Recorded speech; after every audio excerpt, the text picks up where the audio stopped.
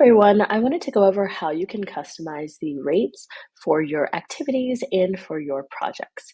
So if you want to customize the rates, the billable rates for your employees, you would go to the menu, contacts, and then under your team, if you edit them, you can open up, you'll see the billable rates for this employee. I can add specific activities, and then I can customize the rate for that.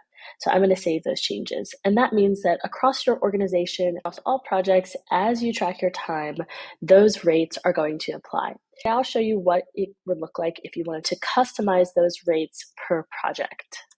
If you want to customize the rates for a specific project, you're going to head to the Finances tab, and then under Billing, you have the Billing current rates. What you're going to do is actually click Use Locked-in Rates for this project, and then you can add a specific employee. So if I wanted to make customized rates for me on this specific project, I could do that.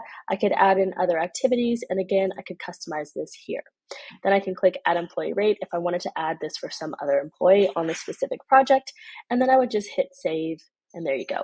So that's how you would customize the billable rates per project. If you have any questions, you can always reach out to us at hello@materio.co.